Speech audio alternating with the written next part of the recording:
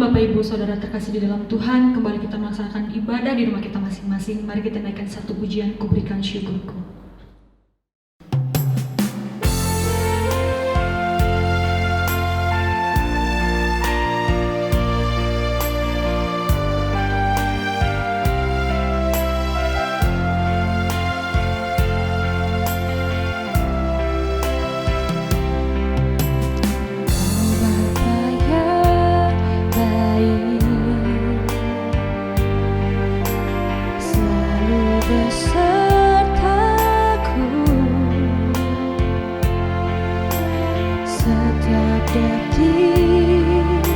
Setiap waktu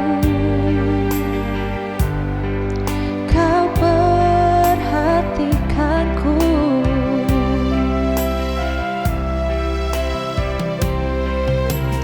Kau Bapa yang setia, selalu menjagaku.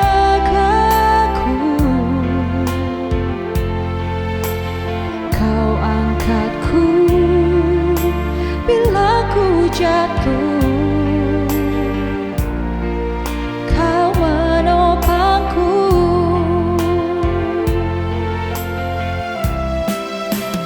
Ku berikan syukurku buat kebaikan-Mu. Ku berikan syukurku buat pertolongan-Mu, sebab Kau jadikanku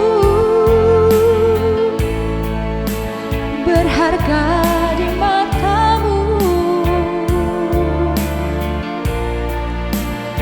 Kau Bapa yang baik, ku mengasihi-Mu.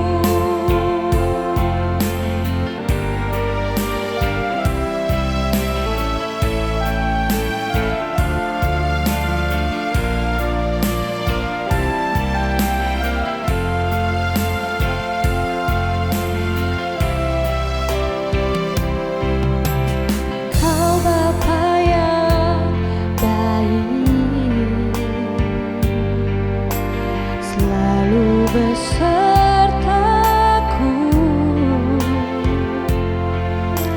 Setiap detik, setiap waktu,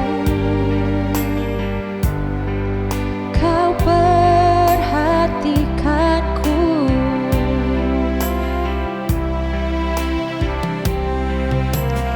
Kau Bapa yang setia, selalu menjagaku. Kau angkatku bila ku jatuh, Kau menopangku.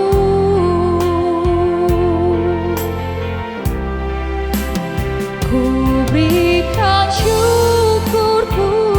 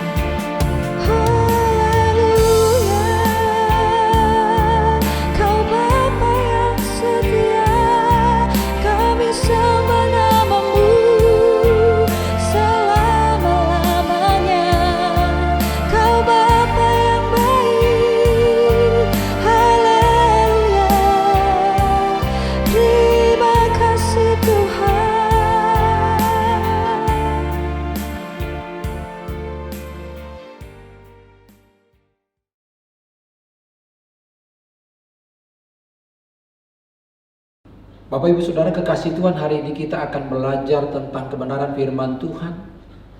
Ada dua hal yang saya mau sampaikan hari ini tentang pikiran dan perasaan. Nah, hari ini saya mau sampaikan kebenaran firman Tuhan ini bahwa bagaimana yang namanya pikiran, bagaimana yang namanya perasaan, bahwa pikiran itu merupakan bahan bakar daripada perasaan. Apa yang dimaksud dengan bahan bakar?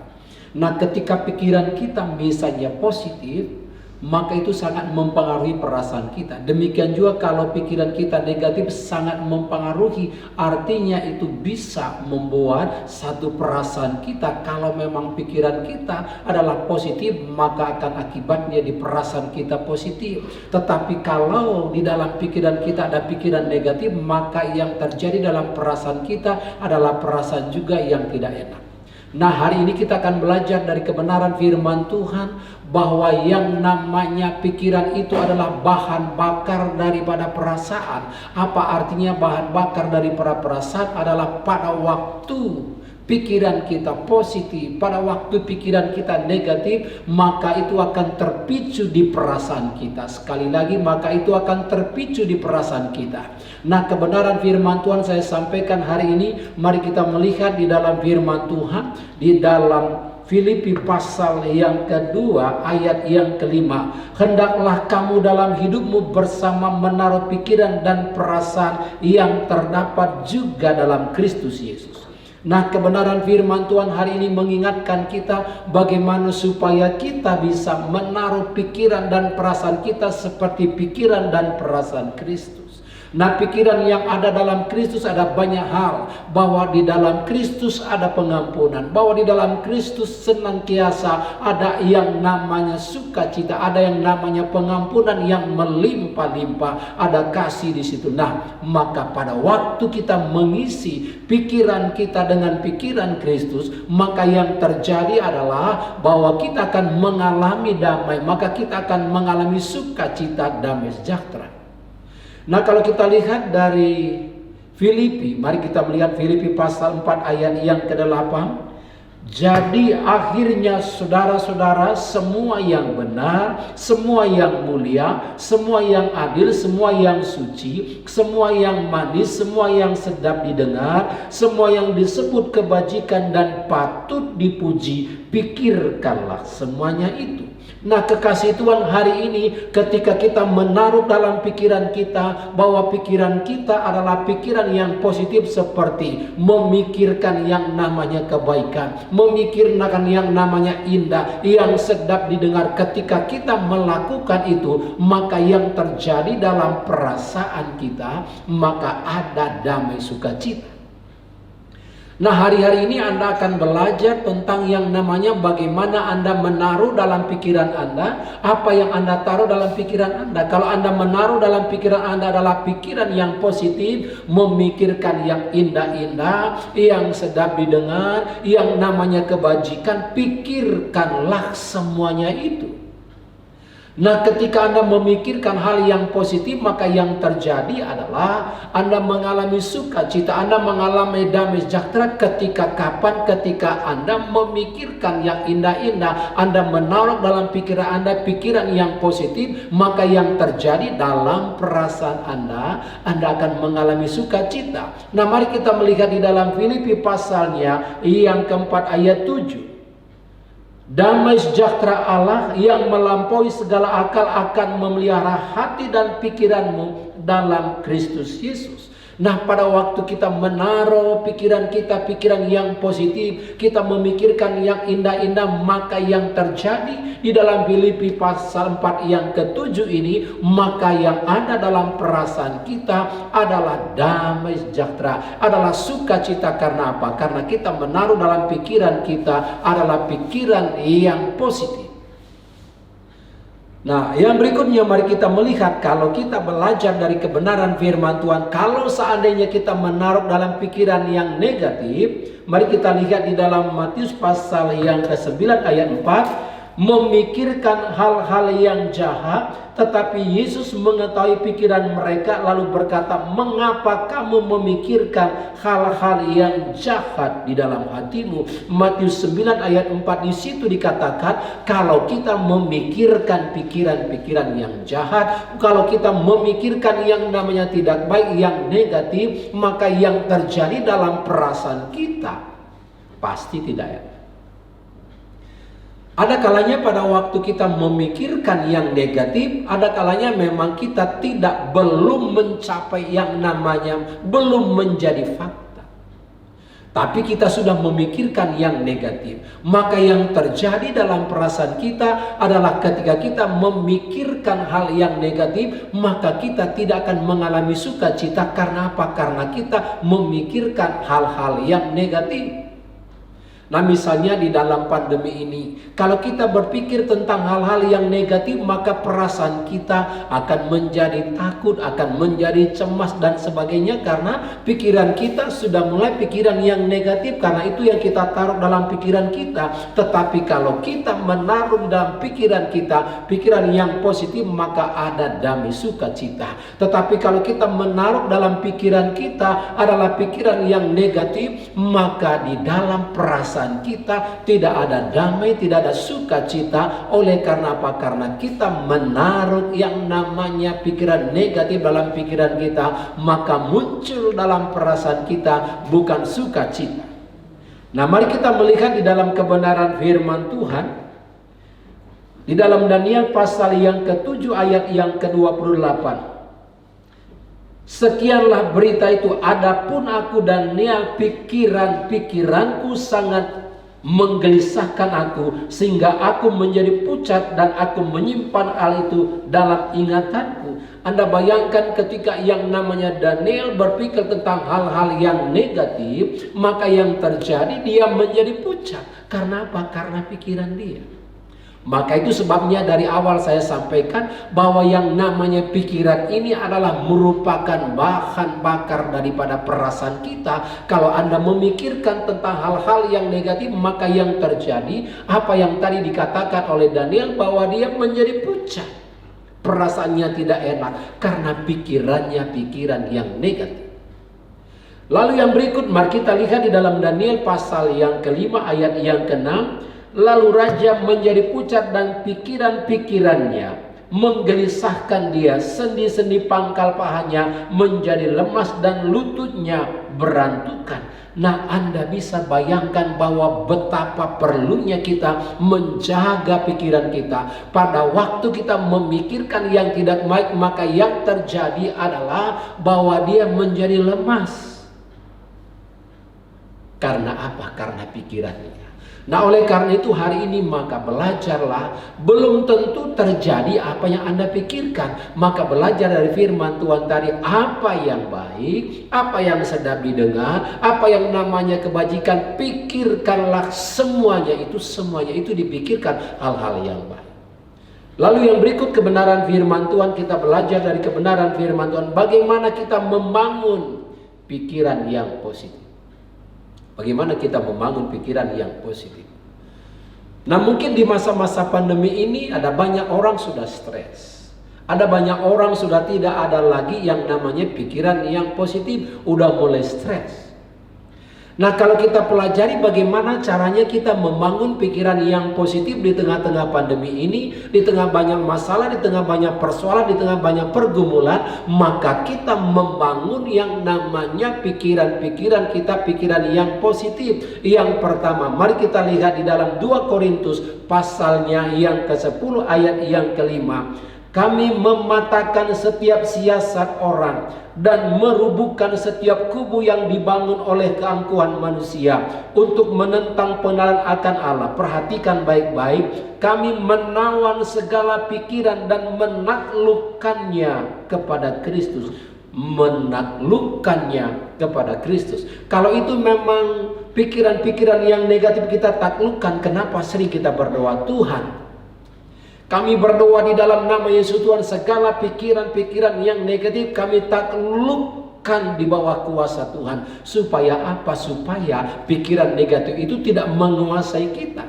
Karena pada waktu kita pikiran negatif itu menguasai kita, maka perasaan kita nggak enak, nggak bisa tidur, susah, cemas dan sebagainya. Tetapi ketika kita membangun pikiran yang positif adalah ketika misalnya ada pikiran yang negatif, kita langsung berkata, kami taklukkan segala pikiran-pikiran negatif yang membuat pikiran saya kacau kalau saya tolak, taklukkan di dalam nama Yesus Tuhan. Nah, kita melakukan seperti itu.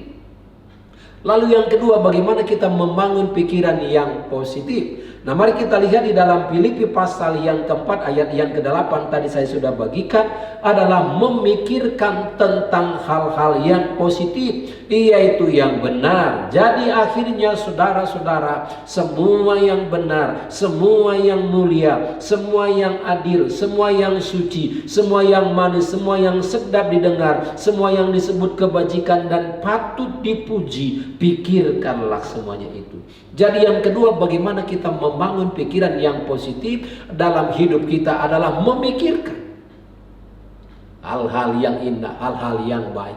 Kalau Anda memikirkan hal-hal yang baik, hal-hal yang indah dalam hidup Anda, maka yang terjadi dalam perasaan Anda akan berubah menjadi sukacita. Karena apa? Karena pikiran kita ini merupakan bahan bakar daripada perasaan. Kalau pikiran Anda positif, maka yang terjadi Anda bersemangat. Kalau firman Tuhan katakan bahwa orang yang bersemangat dapat menanggung penderitaannya, dapat menanggung masalahnya. Karena apa? Bermula dari pikiran dia. Nah, kekasih Tuhan, saya mau sampaikan kebenaran firman Tuhan ini. Apa yang ada dalam pikiran Anda, apa yang ada dalam pikiran Anda sekarang, kalau misalnya selama ini pikiran Anda pikiran yang negatif, mari dirubah dengan memikirkan hal-hal yang baik, hal-hal yang indah, yang sedap didengar. Maka pikirkanlah semuanya itu. Maka yang terjadi ketika kita memikirkan itu, maka damai sukacita ada dalam hidup kita. Nah, kekasih Tuhan, yang berikut bagaimana kita membangun pikiran yang positif dalam hidup kita. Yang ketiga adalah meninggalkan manusia lama dan mengenakan manusia baru supaya pikirannya dibaharui, supaya pikiran kita dibaharui. Mari kita lihat di dalam Efesus pasal 4 ayat 22 sampai 23, firman Tuhan katakan begini. Yaitu bahwa kamu berhubung dengan kehidupan kamu yang dahulu harus menanggalkan manusia lama yang menemui kebinasaannya oleh nafsunya yang menyesatkan. Ayat 23, supaya kamu dibaharui di dalam roh dan pikiranmu. Nah, kita meninggalkan yang namanya manusia lama. Nah, ketika kita meninggalkan manusia lama kita, lalu kita datang kepada Tuhan dan kita mengenakan manusia baru, maka dengan sendirinya pikiran kita menjadi pikiran yang dibaharui, pikiran kita menjadi pikiran yang positif. Nah, sering sekali ada banyak orang sulit sekali meninggalkan masa-masa yang lalu, hidup lama dia. Tetapi hari ini firman Tuhan mengingatkan kita menanggalkan yang namanya manusia lama kita. Dan kita mengarahkan pikiran kita supaya kita menuju kepada hidup yang baru. Pikiran yang negatif ditinggalkan. Kalau dulu yang namanya ada benci, ada dendam, ada kecewa, ada marah, tinggalkan semuanya itu. Nah, pada waktu kita meninggalkan manusia lama dan kita mengenakan manusia baru, maka hari lepas hari pikiran kita akan menjadi dibaharui. Oleh karena apa? Oleh karena kita meninggalkan manusia lama.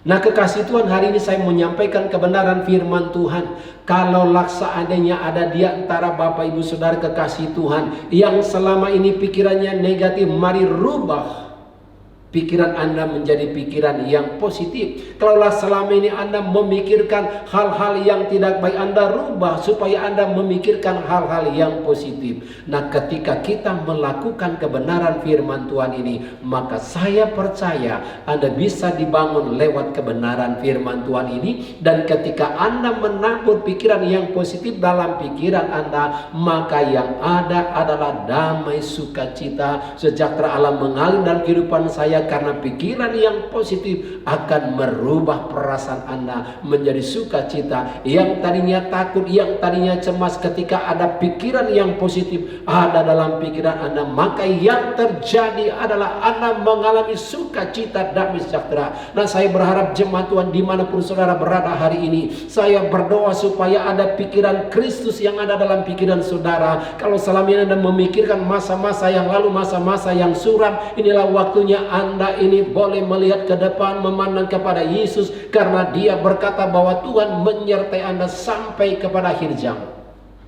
Sekalipun mungkin pandemi ini belum berlalu, sudah 7 bulan lebih, tetapi kita memikirkan bahwa Tuhan tidak pernah meninggalkan kita, bahwa Dia adalah Tuhan yang selalu mengasihi dan memperhatikan kita. Kalau kita melihat dalam Yeremia pasal yang ke-29 ayat yang ke-11 sampai dengan ayat 12, di situ dikatakan bahwa Tuhan itu tahu rancangan-rancangan apa yang ada pada Dia mengenai kita, mengenai jemaat Tuhan, yaitu rancangan damai sejahtera, bukan rancangan kecelakaan. Itu berarti bahwa firman Tuhan ini nempel dalam pikiran saudara. Ketika Anda tahu bahwa Tuhan itu baik, bahwa Dia tidak pernah merencanakan kecelakaan dalam hidup Anda, maka yang terjadi pikiran Anda menjadi pikiran yang positif. Dan karena Dia berkata, aku tidak pernah merencanakan kecelakaan, tetapi Dia berkata bahwa Dia akan memberikan rancangan damai sejahtera yang namanya penuh pengharapan. Biarlah kebenaran firman Tuhan ini menguatkan, meneguhkan saudara. Tuhan Yesus memberkati. Haleluya.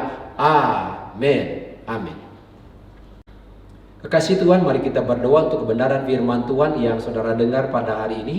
Mari tundukkan kepala kita berdoa. Bapa di surga, kami mengucap syukur untuk kebenaran firman-Mu. Biarlah hari ini Tuhan, kami umat Tuhan, ketika kami mendengarkan kebenaran firman Tuhan, supaya pikiran kami menjadi pikiran yang negatif. Segala pikiran yang negatif kami taklukkan di bawah kuasa Tuhan. Dan mulai hari ini ya Tuhan, kami berpikir tentang hal-hal yang baik, tentang kebenaran firman Tuhan, supaya kami boleh menanamkan firman itu dalam pikiran kami. Dan kami juga berdoa, biarlah kami Tuhan diberikan kekuatan, kemampuan untuk meninggalkan manusia lama kami. Terima kasih Bapa di sorga, terpujilah Tuhan Allah kami. Di dalam nama Tuhan Yesus kami berdoa dan mengucap syukur. Haleluya. Amin. Amin. Kita telah mendengarkan firman Tuhan yang telah disampaikan oleh hamba-Nya. Kiranya firman Tuhan ini menguatkan, meneguhkan kita semua. Amin.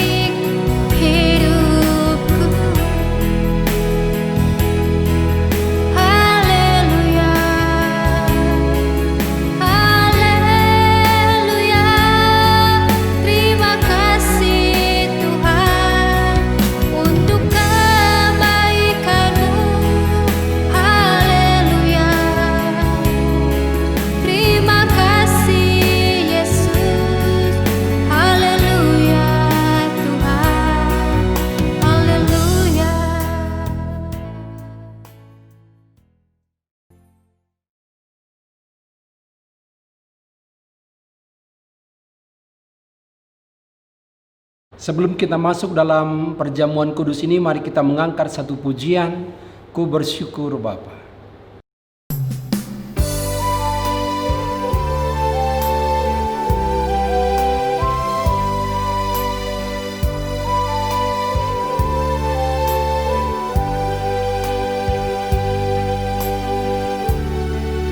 Ku bersyukur Bapa, ku bersyukur Tuhan, buat kasih setiamu di dalam hidupku. Ku bersyukur,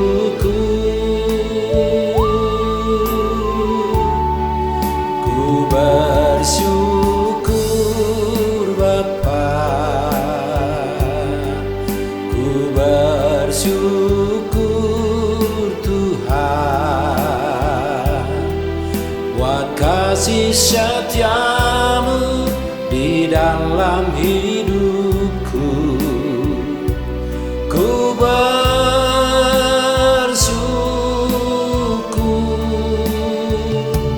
ku bersyukur,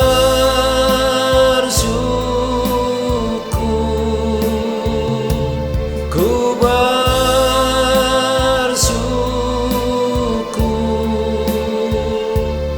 Tuhan.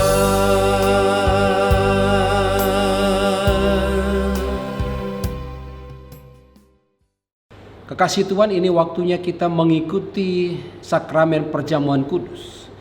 Perjamuan kudus itu juga berarti bahwa kita mengingat akan pengorbanan Tuhan Yesus di kayu salib. Pada waktu kita mengingat pengorbanan Yesus di kayu salib, itu membuat kita semakin bersyukur kepada Tuhan. Lalu yang kedua, perjamuan kudus juga berarti bahwa bagaimana kita senantiasa bersekutu dengan Tuhan. Pada waktu kita bersekutu dengan Tuhan, kita intim dengan Tuhan, maka kita mengalami perjumpaan pribadi dengan Tuhan. Lalu yang ketiga, perjamuan kudus juga berarti bahwa kita senantiasa memberitakan kematian Yesus sampai Dia datang pada kali yang kedua. Nah, kekasih Tuhan, sebelum kita masuk dalam perjamuan kudus ini, mari kita akan membaca dulu firman Tuhan yang saya sampaikan berikut ini. 1 Korintus 11 ayat 23, sebab apa yang telah kuteruskan kepadamu telah kuterima dari Tuhan, yaitu bahwa Tuhan Yesus pada malam waktu Ia diserahkan mengambil roti, dan sesudah itu Ia mengucap syukur atasnya. Ia memecah-mecahkannya dan berkata, inilah tubuhku yang diserahkan bagi kamu, perbuatlah ini menjadi peringatan akan aku. Demikian juga Ia mengambil cawan sesudah makan, lalu berkata, cawan ini adalah perjanjian baru yang dimeteraikan oleh darahku. Perbuatlah ini setiap kali kamu meminumnya menjadi peringatan akan aku. Nah, kekasih Tuhan, perjamuan kudus terdiri dari roti dan anggur. Nah, kita belajar dari kebenaran firman Tuhan bahwa roti itu melambangkan tubuh Tuhan Yesus. Dan pada waktu kita melakukan perjamuan kudus ini, maka kita bersekutu dengan Tuhan. Mari kita mengambil roti ini dan kita makan bersama-sama. Tapi sebelumnya saya mau kasih tahu kepada Bapak Ibu Saudara, percayakah saudara bahwa roti ini adalah merupakan lambang daripada tubuh Tuhan Yesus? Amin. Mari kita makan bersama di dalam nama Tuhan Yesus.